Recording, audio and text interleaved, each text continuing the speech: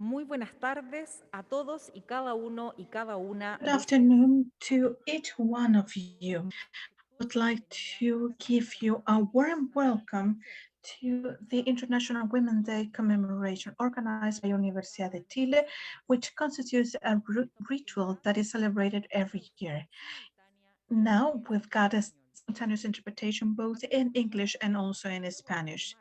Yesterday we celebrated a new 8M, so our university wants to confirm and seal our unrestricted support to women and feminist organizations that has been demanding for years respect for their rights and the end of their patriarchal culture and of brutal violence that unfortunately they and we are still victims.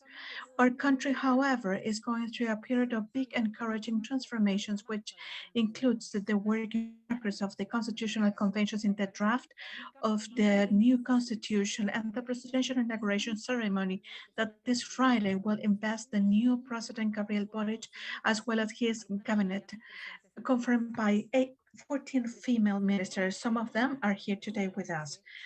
So the chair of this ceremony is going to be the University Chancellor, Mr. Enio Vivaldi Vejera, and also we will have Vice Chancellors of Outreach and Communication, Faria Seran, and the Director of Gender Equality, Carmen Andrade, and the people that are working and looking at this remotely.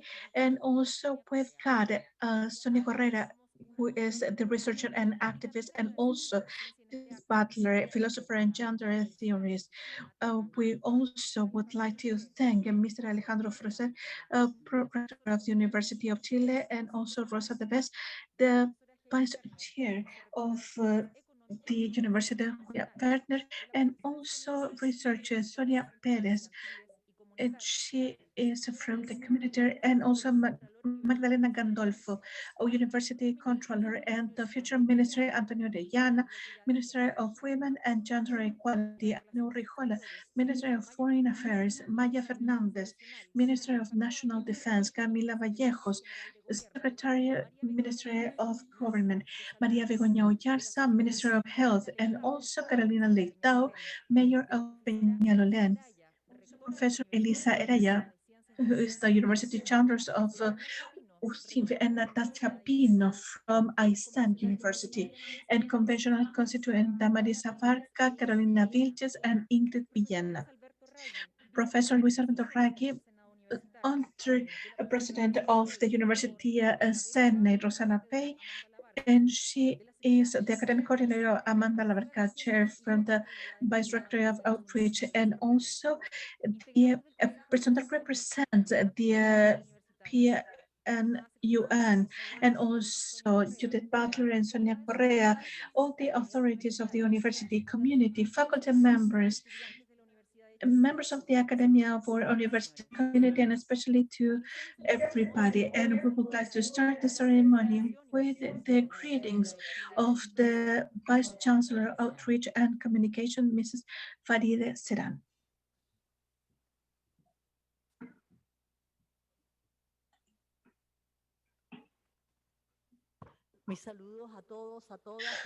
My greetings, everybody, to this day that is so important, especially to Professor Correa and Butler that are with us via Zoom. Dear Chancellor, authorities, ministers, friends, the University of Chile is proud to commemorate the International Women's Day, a date that is marked within the university calendar. This is a day that is important not only for women but for the whole society. This is shown in the images and the records that yesterday March left us, because if despite of the pandemic, it brought together many women here in Santiago and also in many cities in the country.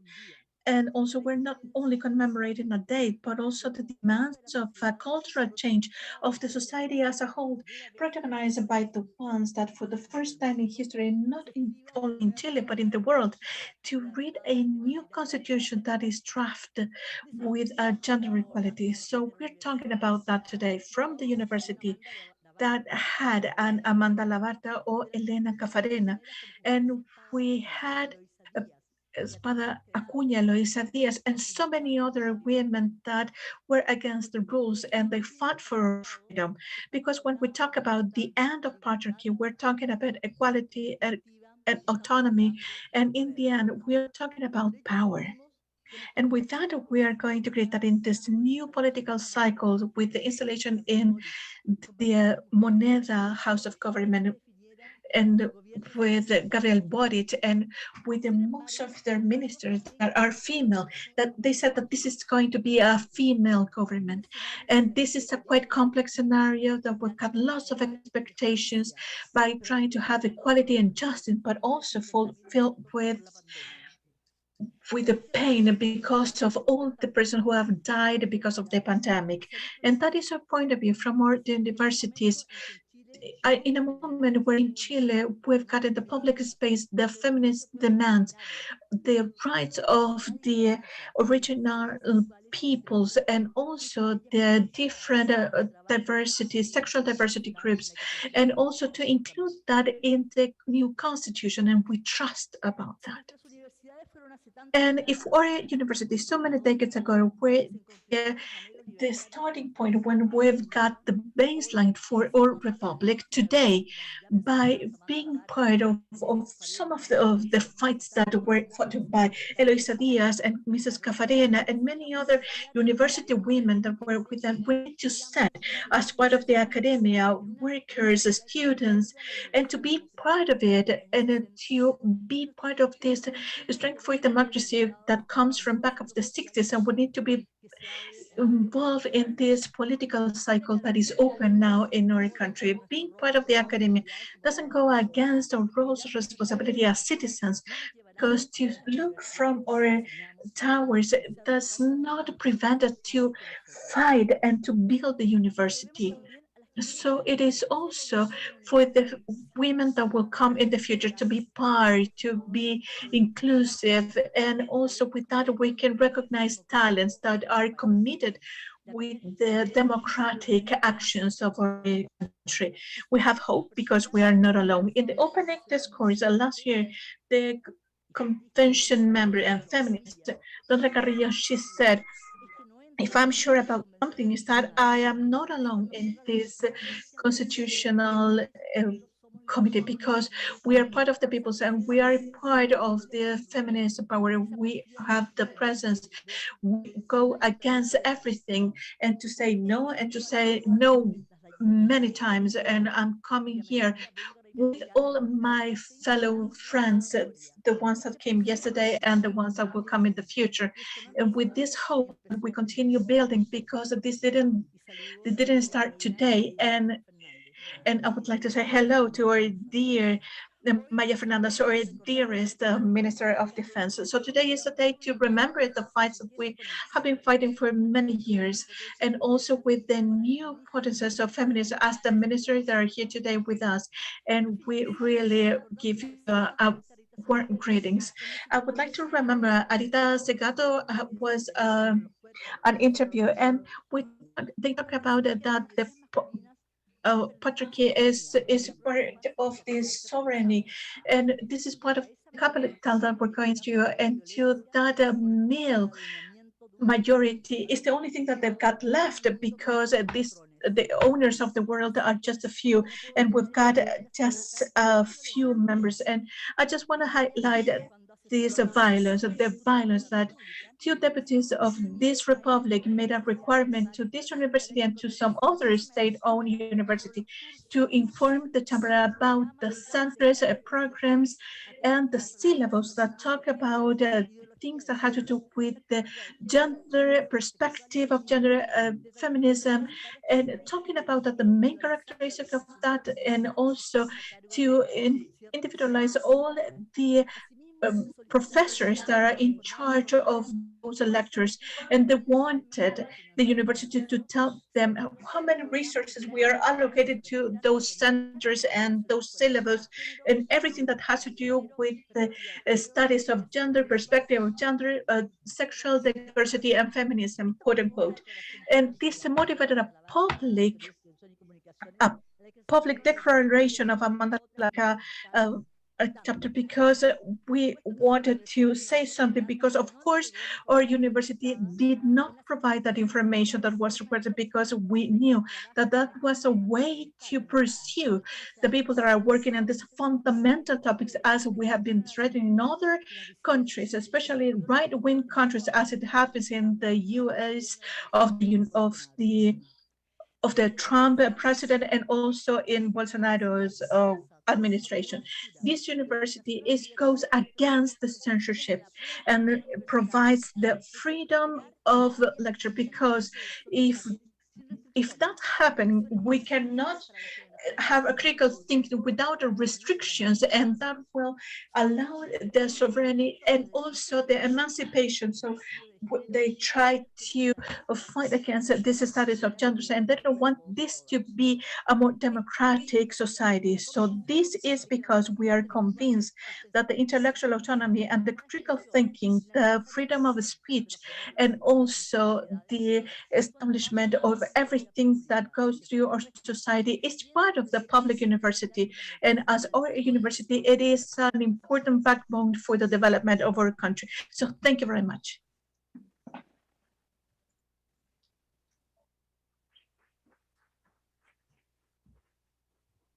Muchas gracias, vicerrectora. Thank you very much, Vice Rector. Now we would like to give the floor to the academic coordinator from Amanda Labarca, chair from the Viceroy of Outreach and Communication, Mrs. Roxana Pei.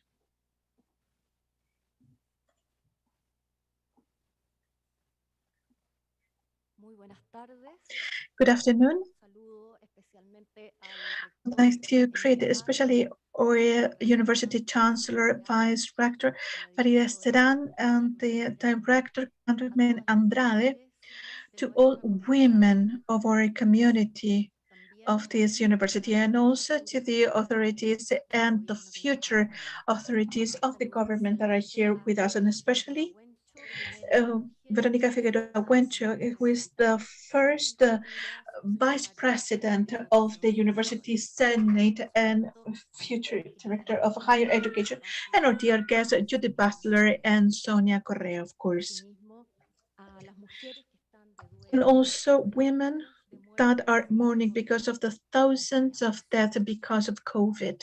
We are with you. And I just want to mention the members, well, Farideh Sedan, Carmen Andrade, Verónica Figueroa, Joana Camacho, Jorge Díaz, Carolina Muñoz, Claudio Nach, Cecilia Sepúlveda, Luna Folegatti, Nilia Richard, Bárbara Sepúlveda, Danitza Perez, Chair of BOFEM, Jocelyn Fernandez from the Chilean Network of Violence Against Women, and representatives of the 8M coordinator, and also Denise Espinosa. In the International Day of the Working Women, this 8M, I would just want to highlight all of our mottos from previous years, actually, of feminism against the hate this speech, because without us there is no future. For a new Chile with a gender equality, for a constitution for the end of patriarchy. Those has been these years during the pandemic has been especially harsh for women, and with lots of progress and whole setting backs, because it was so fragile in all the achievements that were not consolidated. And with that, we reached to this year. So the public universities will make the difference. More feminism, more gender equality, more critical thinking. Out of the activities of Amanda Labarca chair, I just want to highlight some of the ones that I think that are the most important.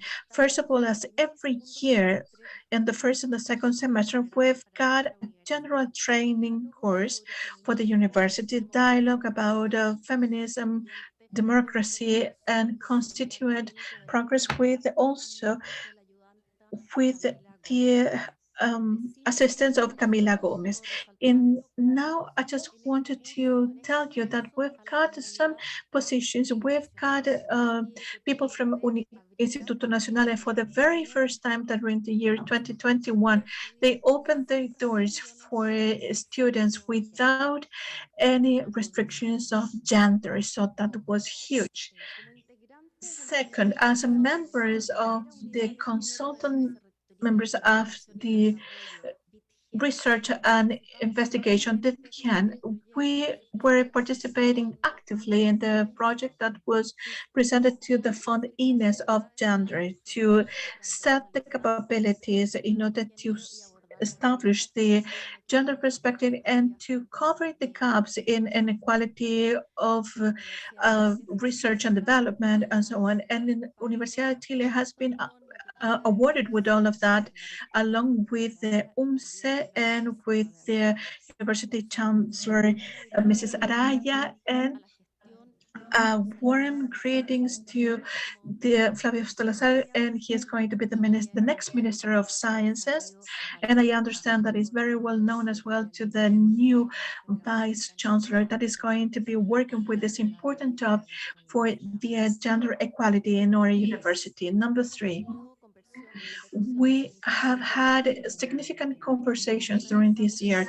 In April, we had the plurinationality and constituted a process, a Bolivian-Chilean dialogue in terms of the leading women with the participation of the chair of the Congress of Bolivia and also from the Chilean one, and also the Ministry of the Cultures of Bolivia and the leader of the indigenous and rural women of Chile, Gabriela Curinao, and also Veronica Figueroa was there. And in July, we had an important conversations of women with Natasha Pino, engineer, and she is the University Chancellor from Universidad de Aysén, and the Chancellor from UNCE. And during 2021, we were surprised with this threat of two members of the parliament that were right-wing, because they wanted to identify people among the work related to what they so-called the gender ideology, a term that is used to go against the studies of feminism that are covered by the academia as a critical thinking, but never as an ideology. We were alarmed by this requirement that we rejected by all means from this Amanda Labarca chair with the rest of the University of Chile. We also participated as every other year in the school of the season with this democratic culture and public education and human rights. And we had activities in Pudahuel, Santiago, Estación Central, and Pedro Aguirre Cerda. So those were our activities during our year in Amanda Labarca. So this is the times where the feminism is at the center by launching this current of progress with a we're getting strong, and this is covered by a light yellow that is not very strong. So at the University of Chile, we will have our role as a reference in the persistence of the non-authorized use of its powers. So I just want to hug you to all of you. So with all my love, my big hugs are for you. Muchas gracias, Roxana. Para continuar, dejo con ustedes a la Thank you so much, Roxana. Now I leave you with the Director of Gender Equality of Universidad de Chile, Carmen Andrade.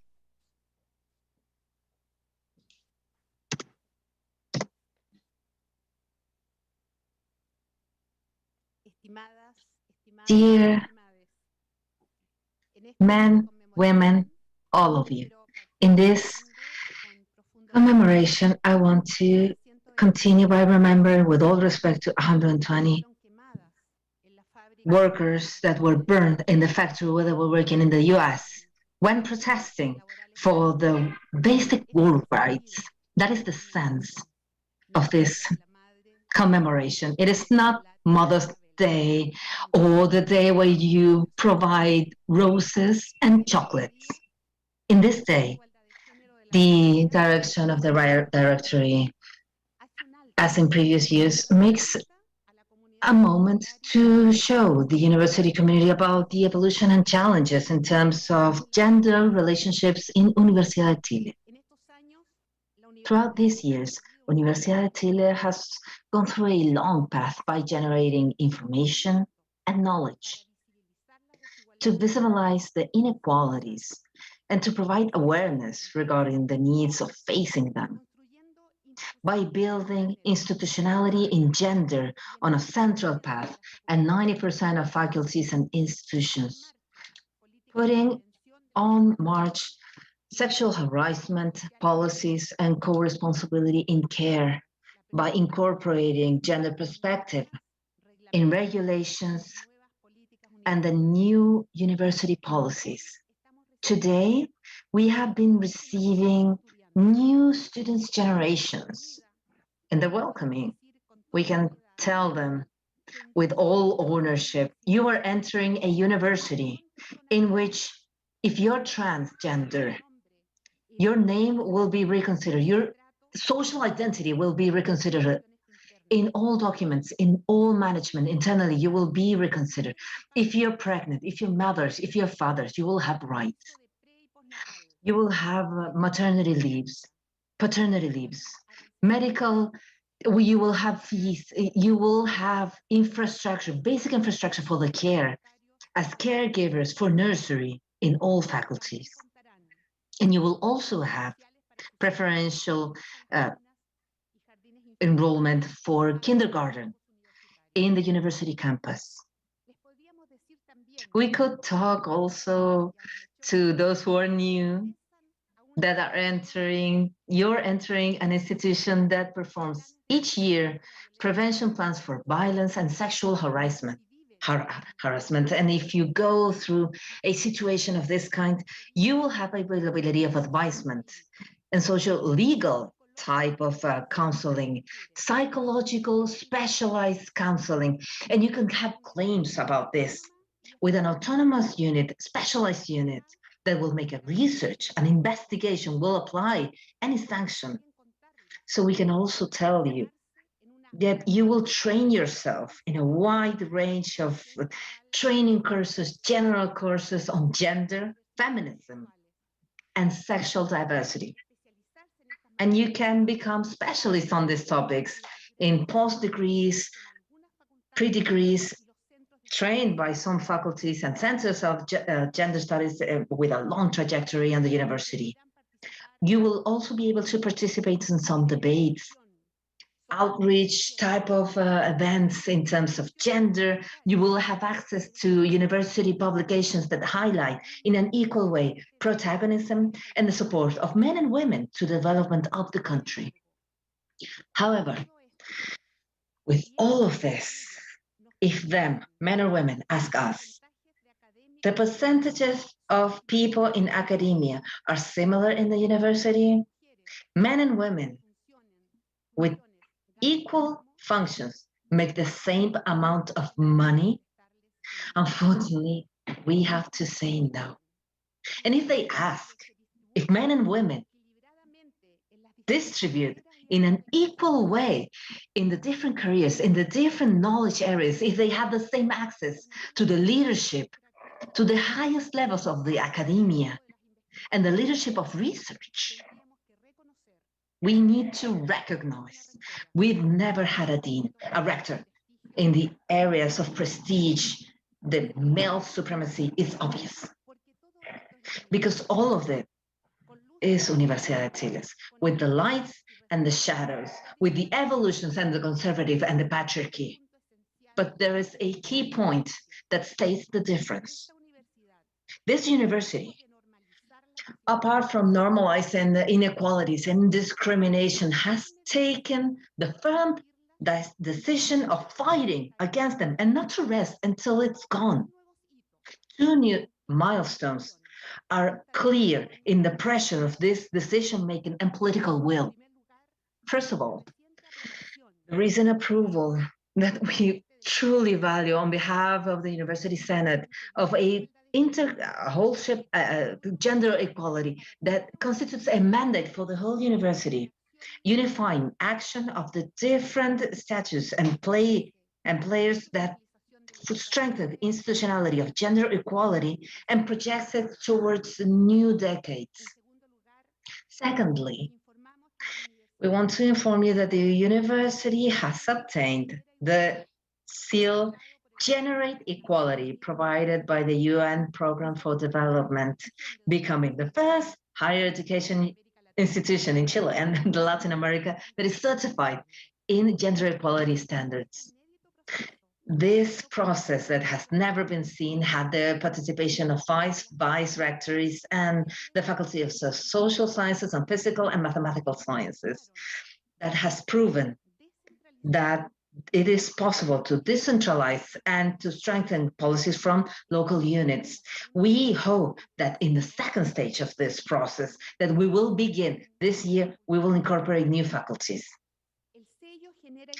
The seal generates equality, and that has approached the university in a double feature as a training and work institution with 8 intervention institutions that approach the areas of institutional teaching, outreach, communication, teaching together with university teaching.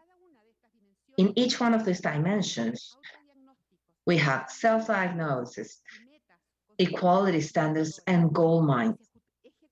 And action plans were executed in order to comply with them. So thank you, all of you. Thank you so much to each one of you that has developed this work.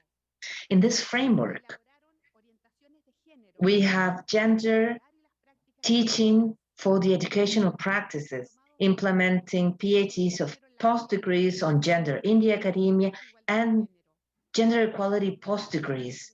There was an increase on training courses on post-degrees in terms of gender. Likewise, in order to even the field in academic development, there was a modification on the regulation of the career and a new draft of good practices guidelines. Gender perspective has been integrated in the basis of the different projects, in different activities, in communication manuals, in the different publications, in the different university statistics. Also, good work practices for work and communication. So I would like to highlight the educational model of the university has incorporated a principle and a gender equality type of seal of no discrimination that is committed to redefine the results of the university training. And this is the type of professional and the work exercise by supporting the critical thinking in terms of the different ways of discrimination by conveying values of equality and respect to the differences. We aspire to those who live Universidad de Chile, as the motto says, make a difference in your professional development with more feminism, equality, and critical thinking. Architects, men and women from Universidad de Chile will build cities and safe neighborhoods for boys and girls. Lawyers, men and women will know and will incorporate in their practices the orientation of the constitutional conventions of women.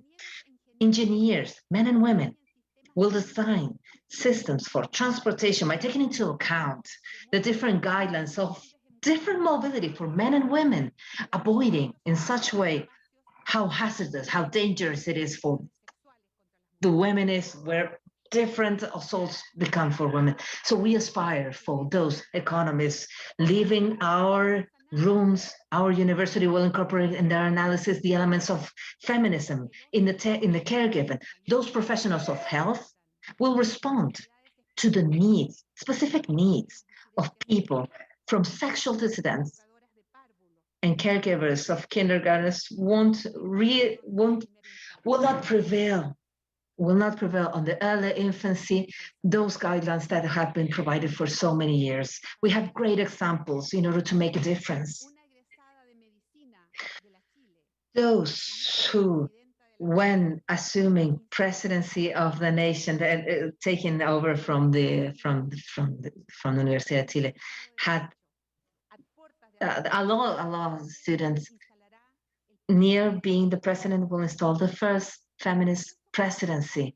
If the seal, equality of gender expands to the whole university, if the government takes over the experience and the transformation and transform this into a public good that can be replicated, and to perfect all institutions of higher education by incorporating the central content in the processes of university accreditation, we will take a huge step, a leap to a substantive equality. In this way, higher education that so far has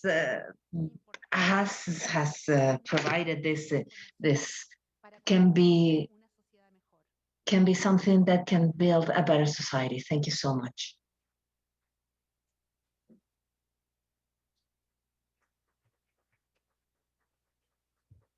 Muchas gracias, Carmen.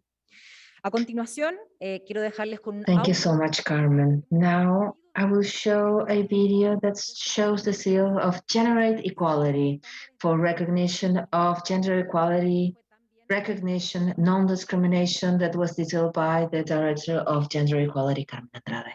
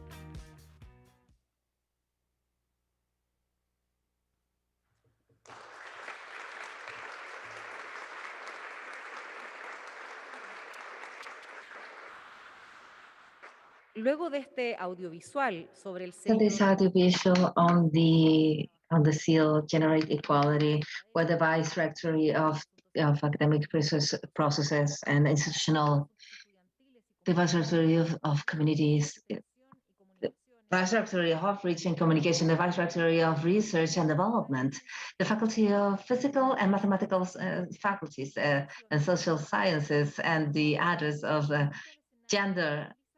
I invite Elizabeth Guerrero, Advisor in Gender and Governability of the Program of the UN for the Development, that will provide a recognition to the certification obtained by the University of Chile in standards of gender equality that will be received by our Rector, Eni Vivaldi, joined with the Director of Gender Equality of the House of Studies, Carmen Andrade, to who I invite to take a step forward to receive this recognition.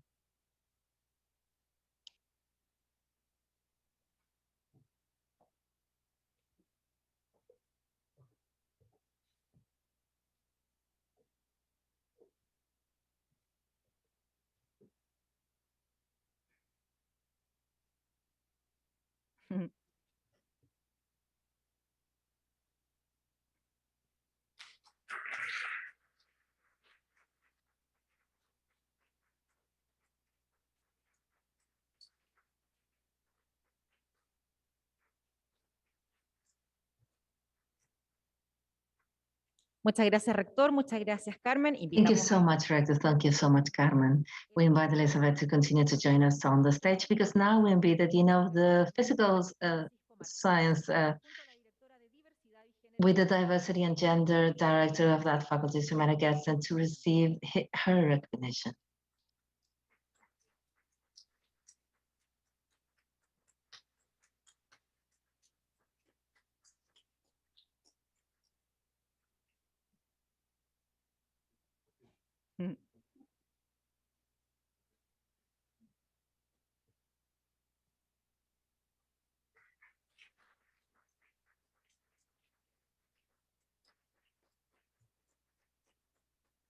Muchas gracias, decano. Muchas gracias, directora. Thank you so much, Dean, Director. Now we invite the Director PhD of Social Sciences, Jimena Sua, together with Andrea Baeza, representative of the Direction of Gender on that faculty.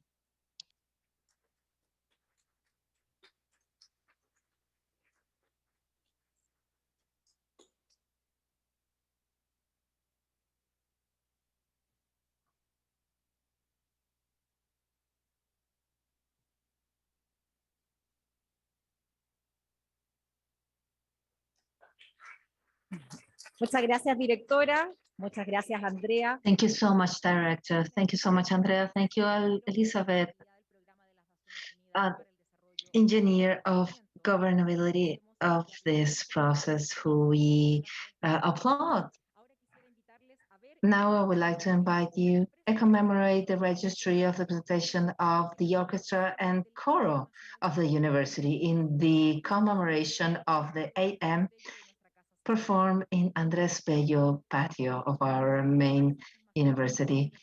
Hopefully we will have this type of performances that help us to have a great relationship with our university community.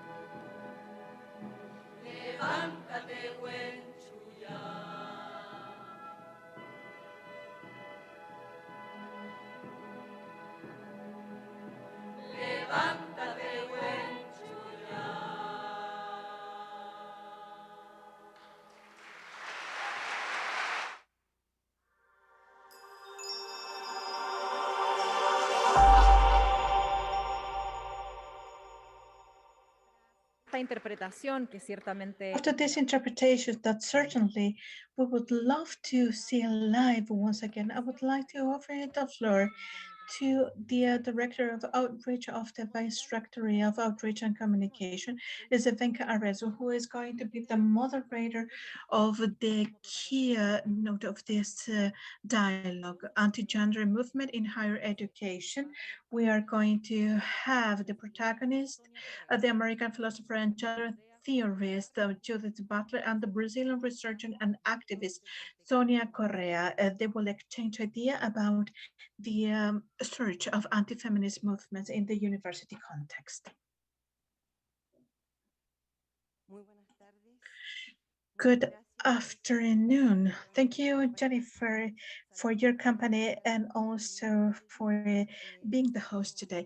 And Ennio Vivaldi, my greetings, and also to all the authorities that are here with us, to the audience here in this room, and the ones that are part of the transmission and by television of Chile. It is my pleasure to be the moderator about this lecture of the anti-gender movement in higher education. Judith and Sonia, thank you very much for being with us today. This dialogue is looking to explore by means of the reflection of our members of the panels, the contribution of the critical thinking of the feminists and the higher education to think the role of universities in terms of the anti-gender movements. And as we can see, Sonia Correa, we have been talking about the faces, the practice of the present. So before I begin, I just want to thank Viviano Sobrero, Lelia Troncoso, Carolina Gonzalez, Carolina Muñoz, Ilieta Vivalde, who inspired and make this possible. So now I would like to introduce our dear members of the panel. Sonia Correa. She is has a major in architecture, and since the end of the 70s, she has been participating in the promotion and investigation for gender equality, health, and human rights.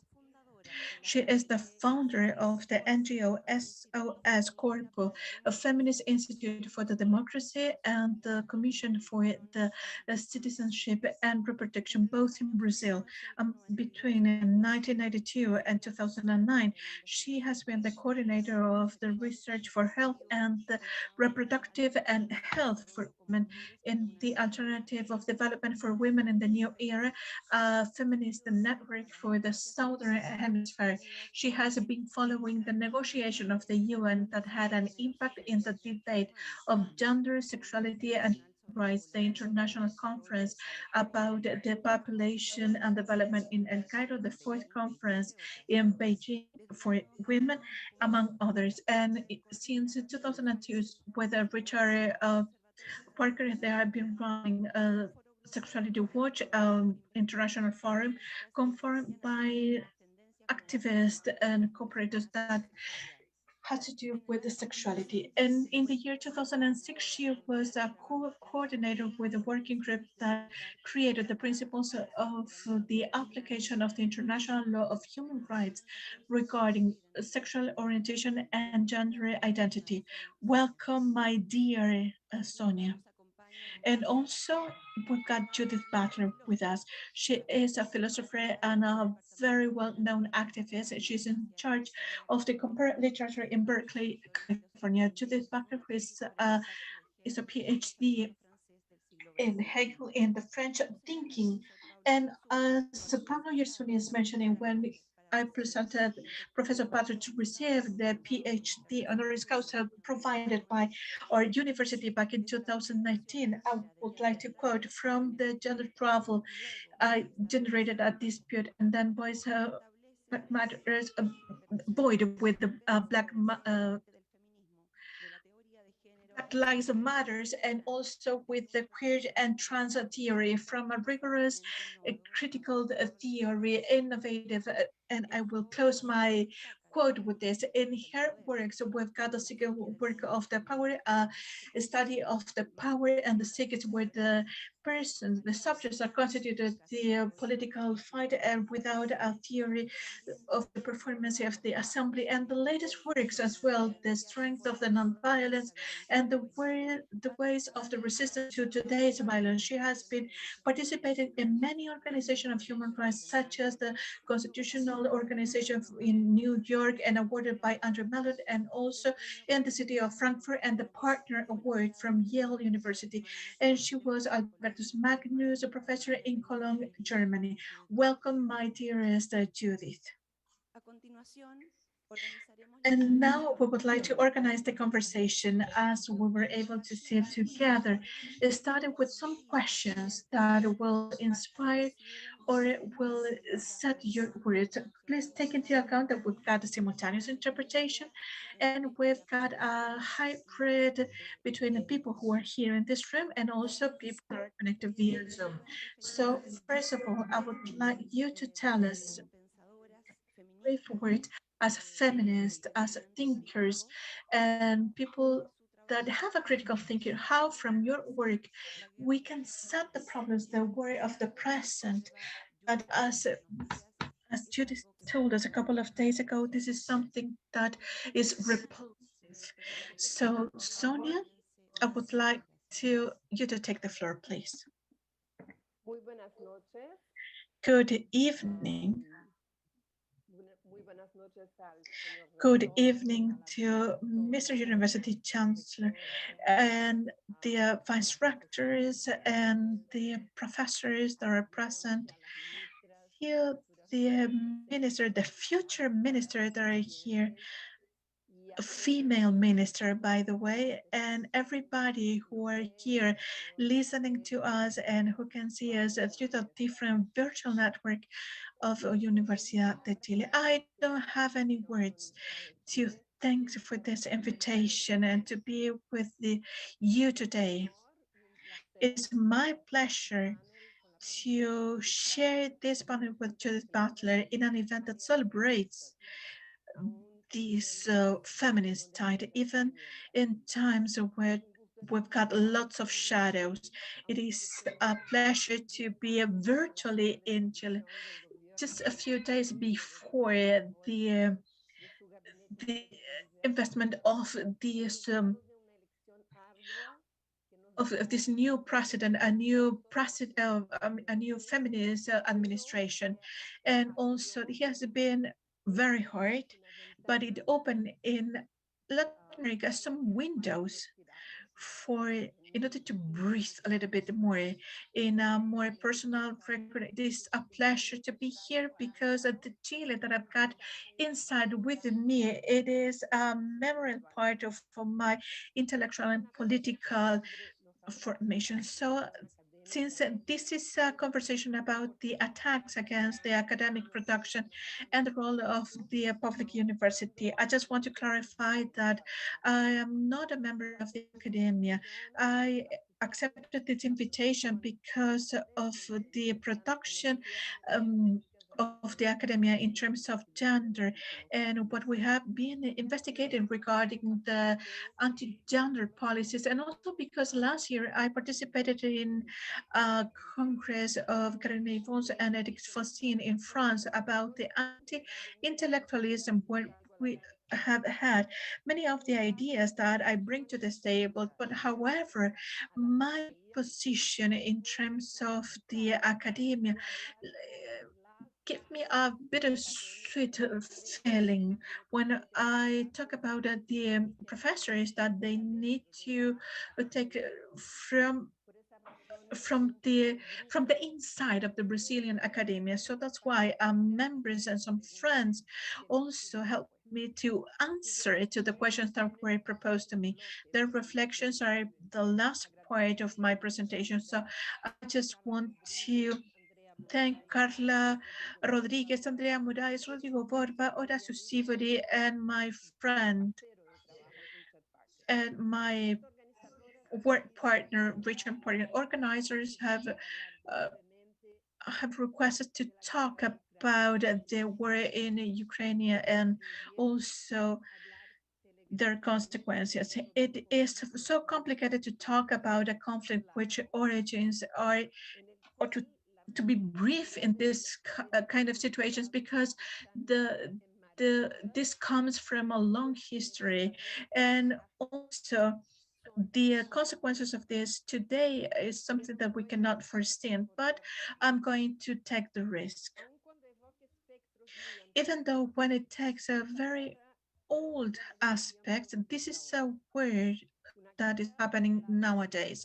This is a word of the lack of the democracy produced by the neoliberalisms, of the tensions that are linked to the reduction of the North American hegemony and the emergency of the multipolarity around the world. This is a conflict that came in a poorer world with a lot of inequality, less democratic and more patriarchal because of the effects of the pandemic. We cannot leave aside this complexity or the role of Europe, the NATO, and the US in the gestation of this new crisis. But we cannot lose a north, because this is an war aggression against sovereign aggression. We need to go against this, as Gabriel Boric this. And to go against this, it does not imply that we need to leave aside the colonial aspects, and more dramatically, this is set in the opening and the immediate humanitarian opening of the frontier for the refugees from Ukraine, that also we can see at the very same time the segregation that is racist and xenophobia against the other refugees. And also we need to see that in any other wars, while the actions of the North American companies that produce weapons have increased their value in a 20% only last week, the ones that are paying are dying, they're suffering, and they are groups and they're subjects to a higher vulnerability. This is a condition that is always together by the class, race, gender, sexuality, age, and disability. As a feminist, we've got the challenge of highlight the place of the genders in terms of the conditions of the wars. I'm thinking about the video of Putin, where they've got some stewardess that were naked, and we saw it on the internet. We need to verify it and give visibility to the denounce of sexual harassment that has happened. And also, we cannot forget that Russia and Ukraine, they've got a transphobic and homophobic context, as we can see in the tragic situation that has been highlighted to me for the journalist Sarah Wagner, that are uh, journalists that are Ukrainian trans women, but they cannot live in Ukraine because they are still considered men. So let's not forget that Putin, is a mentor, Alexander Dugin, and is a religious associate, the patriarch from Moscow. They are anti-genderist ideologies, and they are well known. The links that Putin has with other figures of the European anti-gender, and especially from a Latin American perspective, it is also very important that the person that rules Brazil was in Moscow the when the winds of words were already there. And I just want to leave it here, because with that I will go back to Brazil. So, Sonia, thank you. Now we will give the floor to Judith. Judith, the floor is yours. Great, thank you so much. I am very honored to be here, and I can see on the Zoom that many people who welcomed me to Chile a few years ago are still there and are still struggling. And I thank you for your friendship, your solidarity, and for all the inspirational changes you have made, not only in Chile, but in the world. We are, all of us, I think, moved by this new change in Chile, and we are hopeful that finally we will have a government that will truly embrace gender equality, social justice, and radical democracy. I only hope that this is true. It is hard to hope because we are so used to being disappointed. But let us hope, right? Better to hope than not to hope. Okay. The attack on gender ideology is an attack on a phantasm, but not actually an attack on what we do. And yet, those of us who work in the field of gender studies are affected by this attack. We are not generally understood by those who attack us, not because they are stupid, but because they refuse to read, to discuss, to pose questions, to allow themselves to be challenged, to commit to live a thinking life, a life dedicated to thinking what is possible. This anti-intellectualism threatens the very idea of the university, but it also has concrete implications for all those who work in the fields of feminism and gender studies. We are threatened with attack, and we are sometimes attacked physically. Our jobs are threatened, and sometimes we lose our jobs. We fight not only for the freedom of our thought, but for our lives. We seek to know how best to transform the world, to realize freedom, equality, and justice. And yet these questions, so fundamental to the university and to democratic life, are considered threats to traditional values, to established hierarchies, to nationalism, including patriarchal power in the home, at work, and in state governments. In my view, universities have to remain public spaces for open debate. And by open debate, I mean debate that is open to all people and where the discussion is open-minded. But it must also be informed debate. And that means learning how best to distinguish between good and bad information. We have to make judgments on what is happening on the basis of reliable information. So that means in order to have an open debate, we need to oppose both state censorship and propaganda. To judge what is happening, we need to think critically about the information we are receiving, but also the information that the Russian and Ukraine peoples are receiving.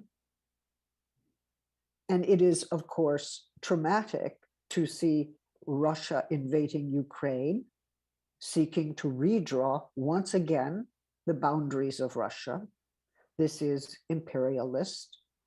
This is expansionist, and it violates the national sovereignty of Ukraine. But this raises for us a number of critical questions, questions we need to think about openly and together, with an open mind and with an informed mind.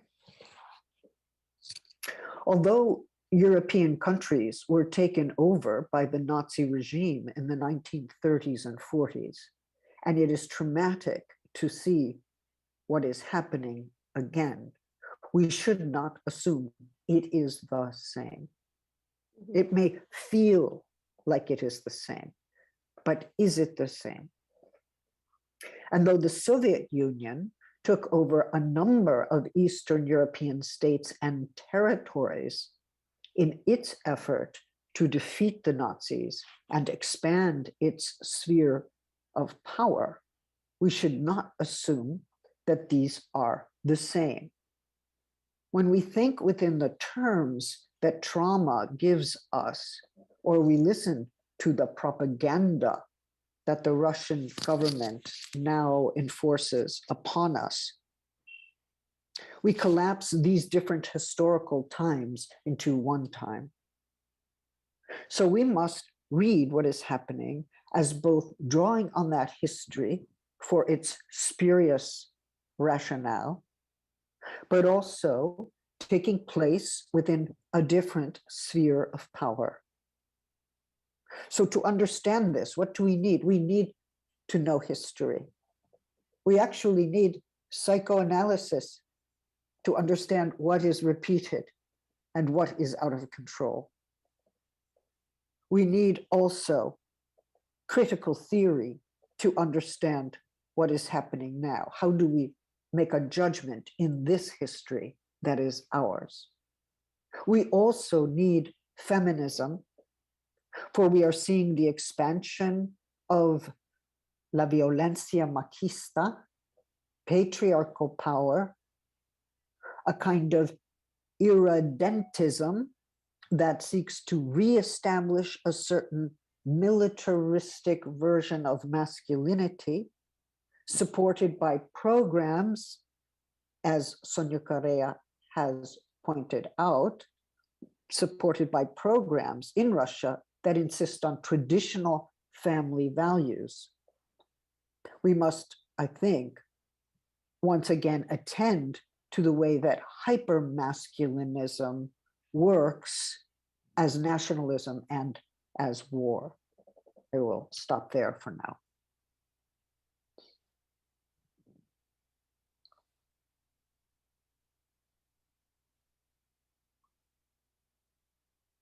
Muchas gracias, Judith. Justamente, bueno, Thank you so much, Judith. As you said, the anti-gender movement on international terms is going through different stages, from this more horrible paradigm that the war states until the most basic lines of reflection, forethinking, training that can happen in the university world. So from your trajectory, from your experience, Brazil and the US, Judith, you've talked a little bit about it, but perhaps you can go deeper in the role that goes for the academia, the university world, to respond to the anti-gender movement.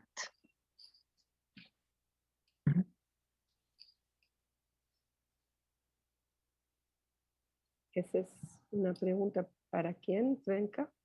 That's a question for who? Para mí. For me.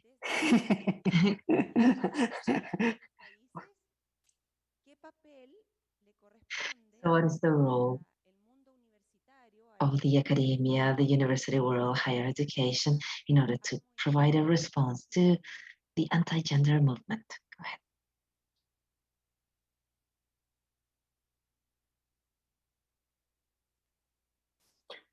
Sonia, would you like to speak first? I may, if you don't like to start, I may speak. Huh? Gracias por la pregunta porque ella me Thank you permite for the question, because it somehow allows me to bring out to the scene, to the debate, the Brazilian context. How many of you know the 2018 elections that took Bolsonaro to the power has been, well, it's been explained by, it's been complex, but it was an anti-gender cyclone.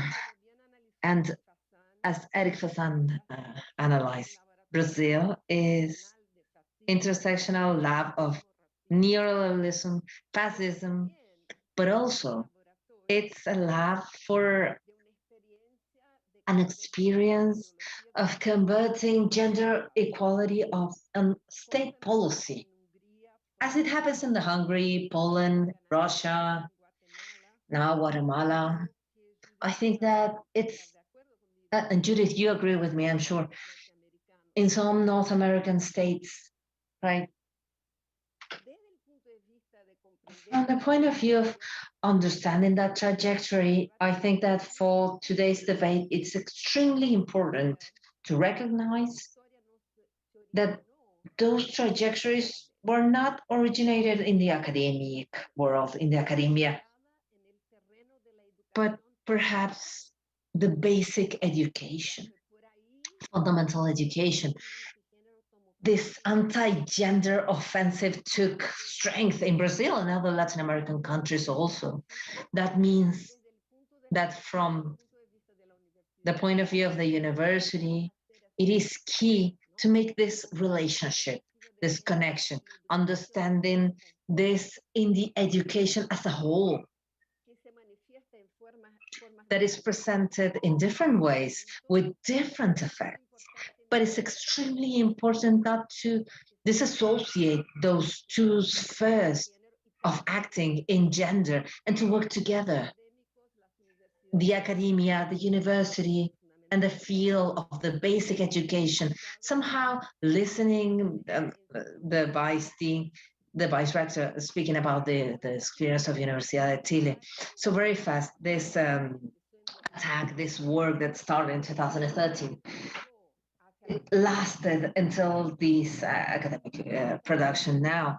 And unfortunately, the icon of this twist, this brutal attack that happened in Sao Paulo in 2017, is the year where we registered the first attacks to professors, feminist professors, female professors, by students, men and women. It's not coming from outside, but inside the university context. And from 2019, but as I name as the basic of this anti-gender, they have many heads. Perhaps it's like a tree, they move in different directions. It nurtures from different ideological sources that are very diverse, but many times are contradictory, actually. Now they're moving in an environment in which, in the Brazilian case, where many other attacks have been carried out against institutions of knowledge production, especially social sciences, but not exclusively to that. They have been attacked. Epidemiological studies, the issues related to the Amazonia, resources related to the demographic access from 2020. It is such challenge that exposes us from the point of view of industrialization, gender, in terms of universities, and also, once again, I'm thinking interconnecting, not letting the attacks, especially gender attacks, do not leave them as an isolated, random attack against, I don't know, other institutions that might produce knowledge. I'm saying this because in Brazil, those connections have not been made, or not strong enough, perhaps.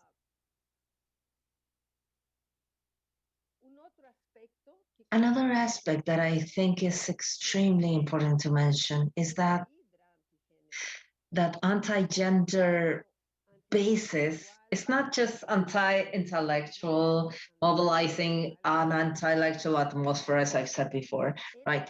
It's, in the case of Brazil, has been also nurtured and nurtures a growing atmosphere of political persecution. And I would like to bring to the table a growing publication that speaks about gender specifically. But it is not dissociated of intellectual persecution, public intellectual persecutions, and the general environment of the state.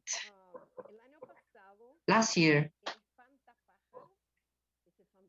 the count wrote, the phantom of the gender ideology was converted by the Ministry of the Family of Women, the Family and Human Rights as a descriptor of institutional violence against childhood and adolescence. It is a category, assumed category of violation was described in the National System of Monitoring of Human Rights Violation, and so far could be claimed in the hotline of the ministry, which would trigger automatically a police type of intervention. The professor, a man and a female professor of basic education, have been submitted to those procedures that are an arbitrary type of procedure. What does that mean? What am I speaking about? Speaking about Judith Butler's book, The Police of Family, I would say that, and I think it's possible to say that the Bolsonaro government has invented the police of gender. The police of gender, in the sense of, in the very same sense of that biopolitical rationality that I mentioned, that biopolitical control that I was speaking about. So what is the implication of that for the university? We are in activism, connected with the world of basic education, which is this battlefield, triggering actions with the federal court, with this transformation of monitoring system on human rights, a tool of ideological patrol, because that's what we're talking about, really. And we're walking on that path, but somehow we do not have still the presence and collaboration so intense of the academic centers that are somehow attacked on their own way by this very same strength. So once again, I think that we do have a challenge of creating bridges to establish dialogue among those two worlds, right? Basic education, fundamental education, and tertiary education, and the university, of course. Finally, to finish, a challenge which comes from the conceptual type of nature. Everything that happens in Brazil composes the background, which is mobilized by a way of governing, which is quite specific, defined by the political Marcos Nobres, very key. That was the break house of the method. It is a permanent war being keeping the basis of Bolsonaro, triggering to the limit the institution. It is a very special model. In that sense, it's different to what happens in Hungary. It's not the same situation. Do terrible things, but the method, it's different. Apart from that, the images in terms of political scenario incites distraction, paralysis. We're somehow stagnated with this phenomena. The Bolsonaristic policy, it is a policy that projects an image that is very dense, projectually speaking. Inspired by my friends, I'm thinking that perhaps that process hides an epistemic policy,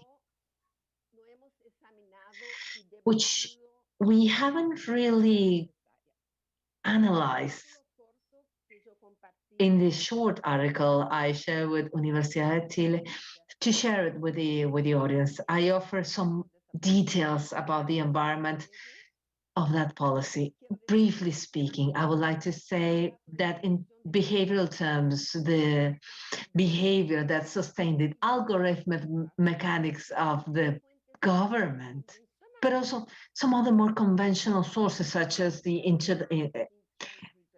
intellectual promotion of the Vatican, the universities, the Protestant universities, and a group of writings, ideas that have been disseminated in Brazil, conservative authors, the classical authors of neoliberalism, libertarians of rights, and the traditional version, Correa de Carvalho, that is dead, is invaded, and Alejandro Dutte. So I make that cartography, just to say that it's extremely problematic to state that as just the basic of intellectualism.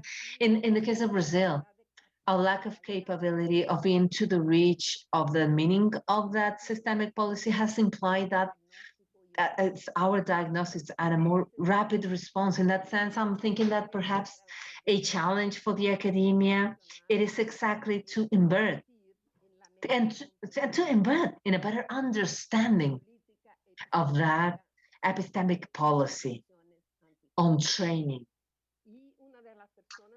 And one of the people that I've asked with Horacio Silvari from the University of South Rio, from de Janeiro, from Islam, from the Latin American Center in Human Rights of Sexuality, does agree with me. One of his suggestions as, I don't know, actions and possible answers, it is to know in a better way that policy. And I would like to leave that on the table. Judith, I don't know if you would like to perhaps comment and add. Yes, thank you so much. It's always a great pleasure to listen to and learn from Sonia Correa, who understands these matters both intellectually and politically in ways that are always wonderfully informative. So I thank you so much for what you have to offer. I have thought about this a great deal when the anti-gender ideology movement says, gender theorists indoctrinate their students. They deny science. They try to convert the youth to homosexuality, or they engage sexually with the students. Of course, I want to say, no, we do not indoctrinate our students, because that's true. We encourage questioning. Mm-hmm. We do not deny science. We actually study science. It's extremely interesting, enormously important. We need to get rid of some of the biases, the hypotheses that carry false assumptions. We need to think with science. And we certainly don't try to convert young people to any particular gender or sexuality. We give young people the freedom to find their own truths. And yes, of course, we must refute these horrible arguments, false accusations. But if we remain narrow and defensive, we allow them to establish our program. In other words, they attack and we defend. And then we miss the larger picture. And the larger picture, I believe, is this: anti-gender ideology is part of the new formation of fascism and authoritarianism. It's one of several vicious efforts to reestablish patriarchal dominance that has concrete implications for who can be married to whom, who may adopt children and retain rights over their children, who has rights to equal treatment in employment, who is protected against violence in the home, in the workplace, on the street, who is to be protected against violence, criminalization, and pathologization on the basis of their sexuality or sexual orientation. When I speak about a new authoritarian fascism, I am also speaking about the amplification of police, prisons, and the occupation of war making.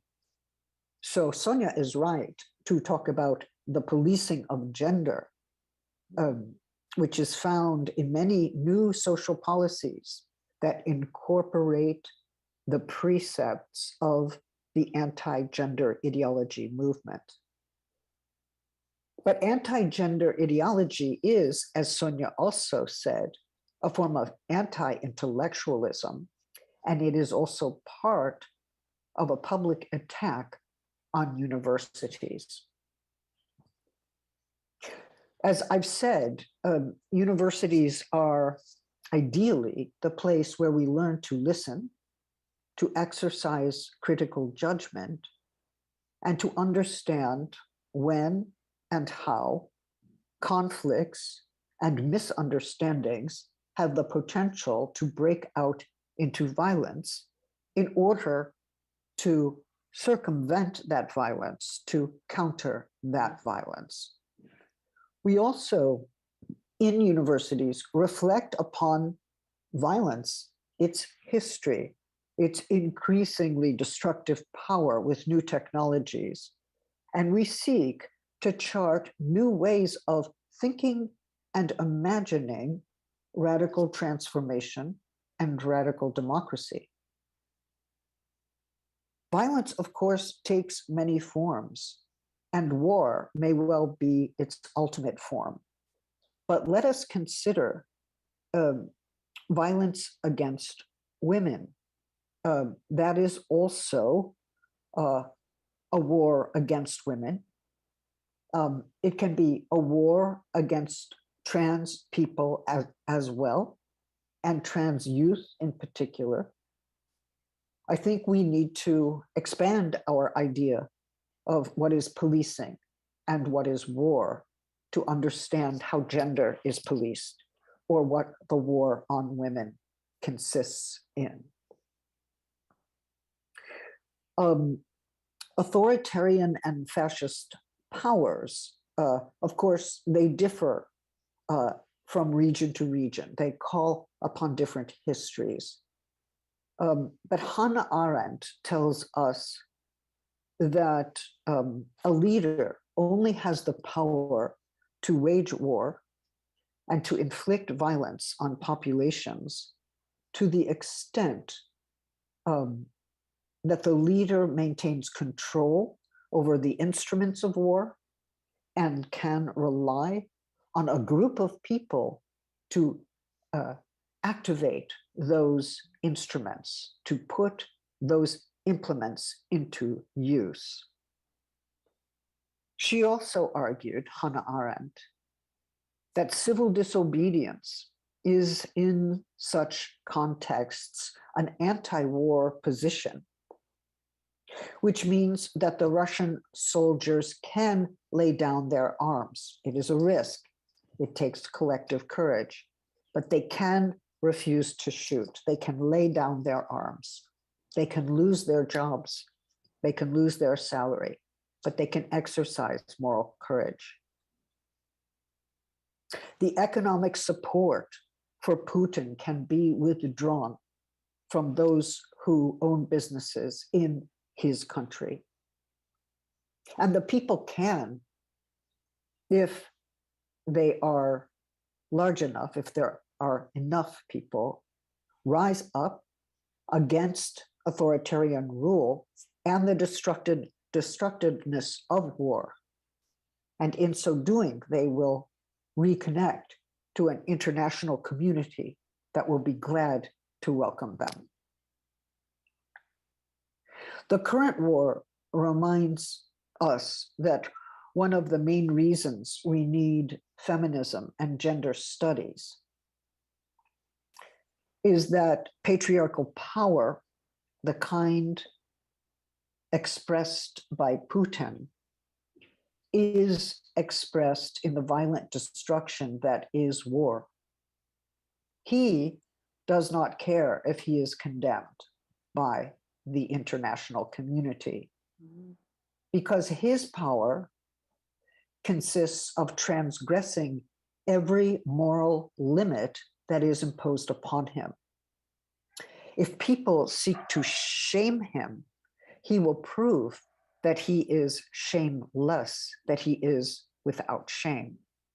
If people seek to hold him to international accords that seek to prevent war, he will break those accords and stand defiantly against all covenants. His power is the power to destroy, but also to display the infinite and uncheckable character of his violence. If he will commit violence everywhere, he is bound to commit it also against himself. We may wait for that moment. But let's remember that Putin has strongly supported what he calls the traditional values agenda. And we see this not only in the 2015 Russian national security strategy, right? Anti-gender ideology is in the Russian national security strategy. Okay, it's a security issue. It's the security of securing the nation against this Western destructive concept of gender that will produce freedom and equality and protections against violence. But his opposition to gay and lesbian lives, to trans lives, to women's freedom and struggles for equality is also part of his defense of the nation, which is in turn a defense of patriarchal power understood as violent power. So although most people think of the Russian campaign for traditional values as simply nationalist, it depends upon and requires the heterosexuality of marriage, the reproductive character of sexuality, exclusively reproductive, the superiority of men in both the heteronormative family and in employment, in public life as well.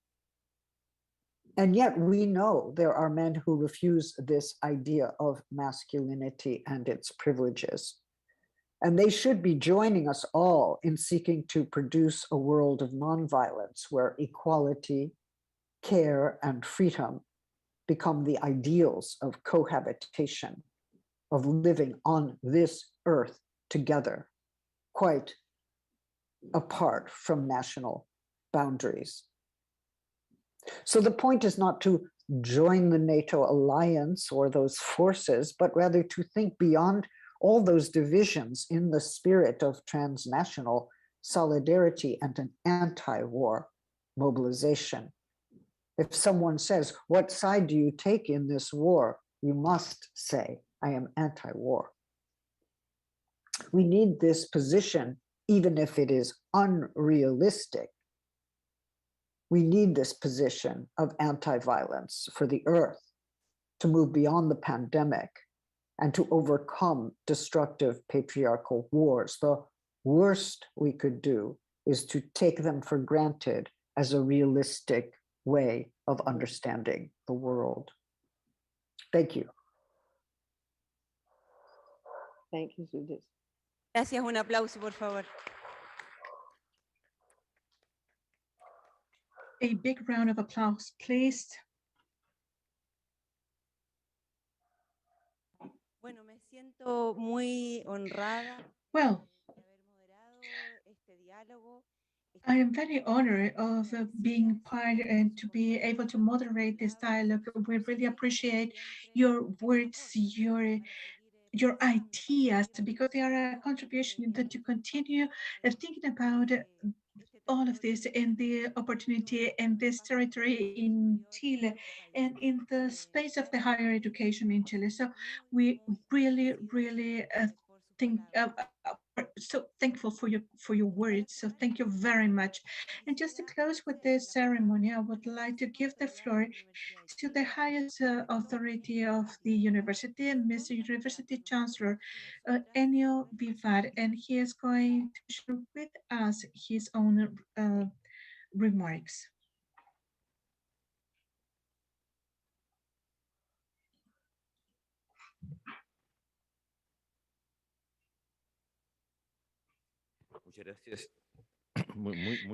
Thank you very much. I'm really touched, especially for this intervention, and I would like to talk to uh, Professor Farideh Sarai, Carmen Andrade, Professor Rosa de Vez, Harley Boehner, Sonia Pei, Magdalena Gandolfo, and the future ministers Antonia Orellana, Minister of Women and Gender Equality, Maya Fernandez, Minister of Defense, and Camila Vallejos from the Undersecretary of the Government, Patricia Culet, that are also here.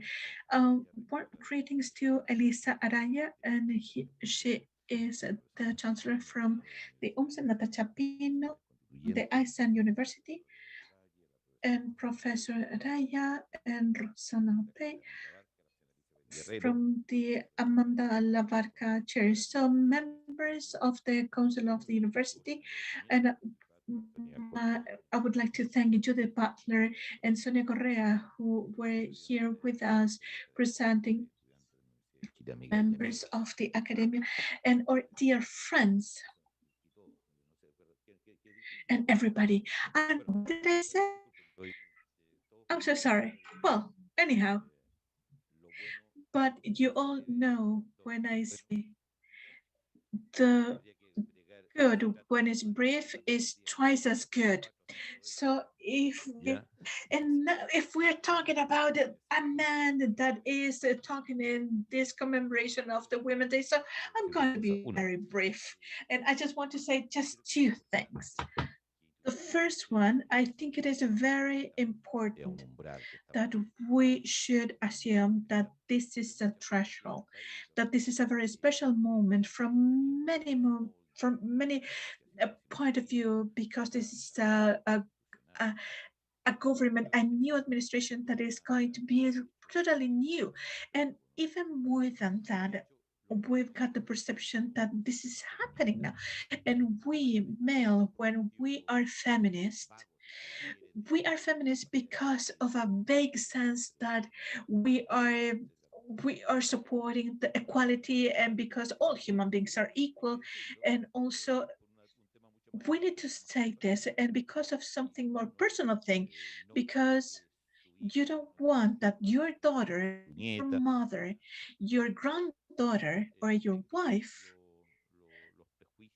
may have or to be victim of all the problems that are more and more obvious in time. And I would say my personal opinion is that more than insisting in that we are supporting women, that I mean we shouldn't I mean we shouldn't go against them, because this is a society that is built to put some obstacles to women. So today we are living a moment when we believe that things are going way further, that we have a new way of understanding set relationships. So that is why this I mean, this is very important that it also, there are many women that are having positions that are very important when running a country. And I congratulate you. And that will generate a situation that the university recognizes, and also that the university feels the call to be a protagonist of that situation. And we want those changes to be quick.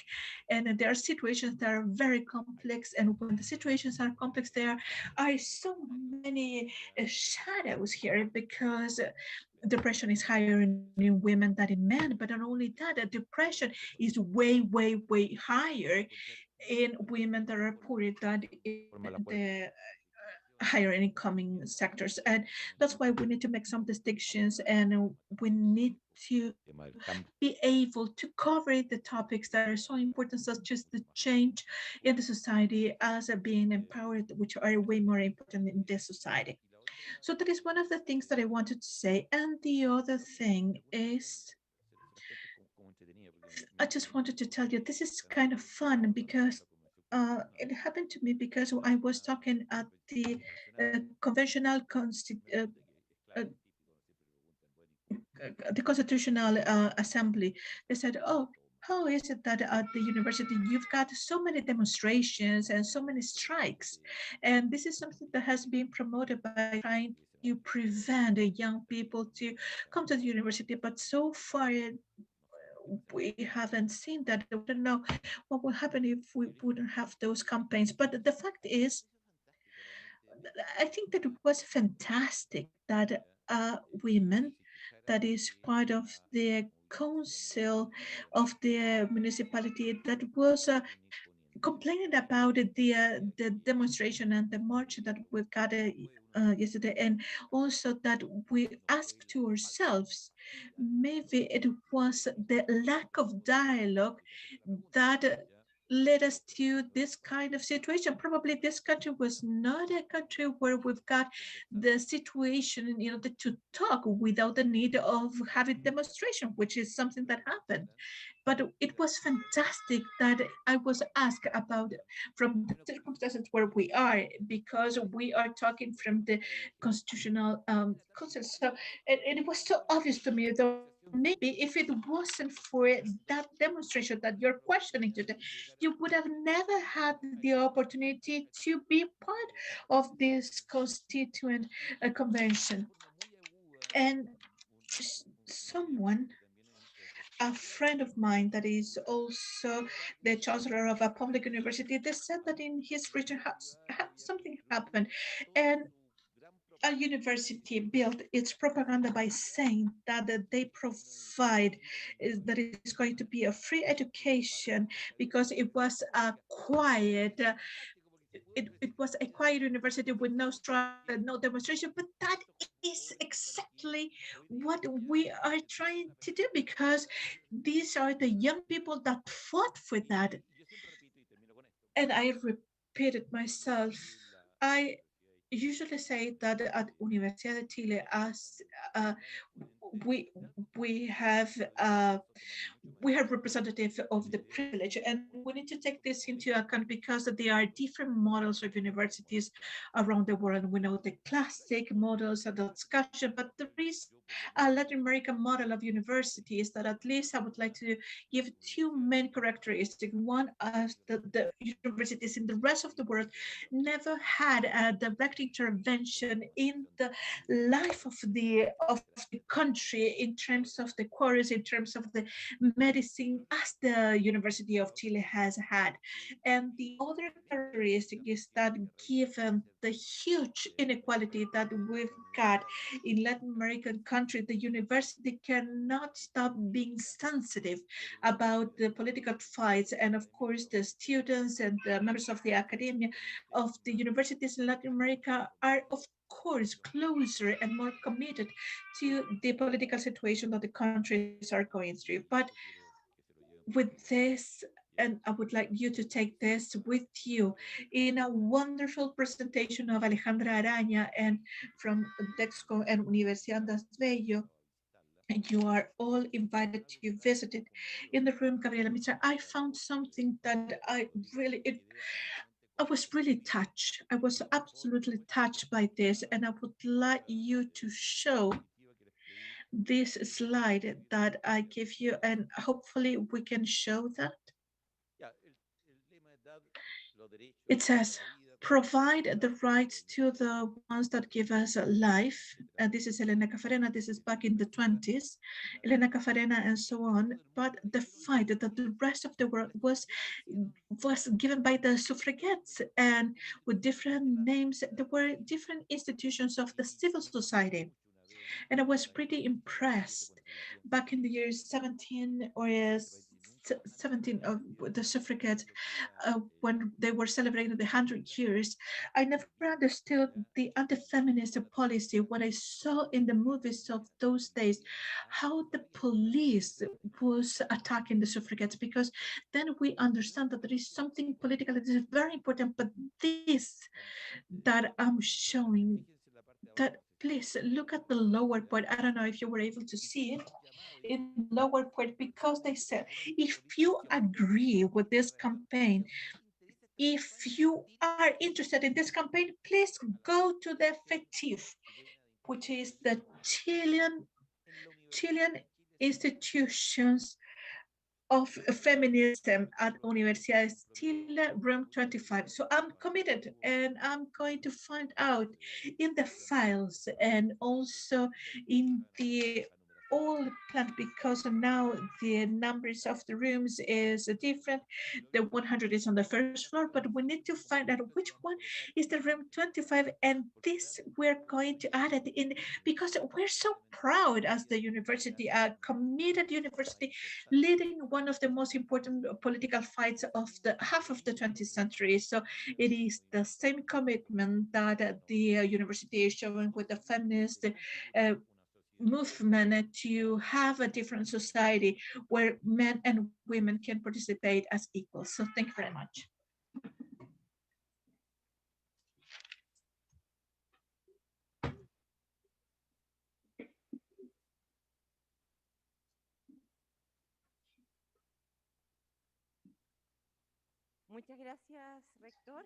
Thank you very much, Mr. Chancellor. And with this, we are going to finish with this International Women's Day commemoration. Thank you very much for everybody who have been with us over here and also via Zoom. Thank you very much and good evening.